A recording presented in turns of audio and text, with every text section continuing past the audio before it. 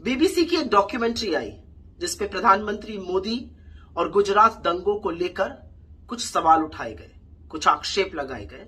उस डॉक्यूमेंट्री को बैन कर दिया गया, लेकिन ठीक 29 दिन बाद चिरपरिचित स्क्रिप्ट के अंदाज में प्रधानमंत्री मोदी का सबसे प्रबल फ्रंटल इनकम टैक्स बीबीसी के दफ्तर आज इंडिया में पहुंच गया।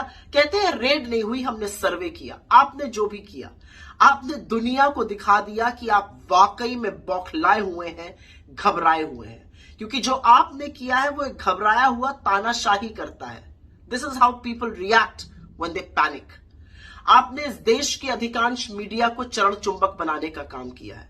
आप उनसे कहिएगा बैठ जाओ तो वो लौटने को तैयार है। लेकिन अब आपने जो बीबीसी के साथ किया है वो आपका असली चाल चरित्र और चेहरा दिखाता है। वो दिखाता है कि 22 अप्रैल 2014 को जब गुजरात के मुख्यमंत्री और इस देश की प्रधानमंत्री बनने की होड़ में नरेंद्र मोदी ने कहा था कि मीडिया स्वतंत्र होना चाहिए, मीडिया को डरना नहीं चाहिए, और अगर कभी मीडिया डरा तो मैं उनके साथ खड़ा रहूंगा।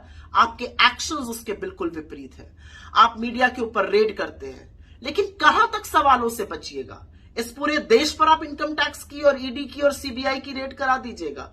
आज देश आपसे कुछ सवाल पूछ रहा है, चाहे वो अडानी पर हो, चाहे वो बेरोजगारी पर हो, चाहे वो महंगाई पर हो, चाहे वो गरीबी पर हो, चाहे वो आर्थिक असमानता पर हो, चाहे वो बुलडोजर चलाने वाली उन सरकारों पर हो जिसको आप तथाकथित डबल इंजन की कहते हैं। लेकिन आप पर अब मुझे तरस आने लगा है, क्योंकि आप एक बौखलाए हुए, घबराए हुए तानाशाह हैं। What you're doing, Mr. Modi, is what people do when they panic. I pity you. मुझे तरस आता है आप पर कि आपको बीबीसी के दफ्तर पर एक रेड और एक सर्च, जो भी आप कहना चाहिए, करानी पड़ी, क्योंकि सवालों से आप बौखला गए थे।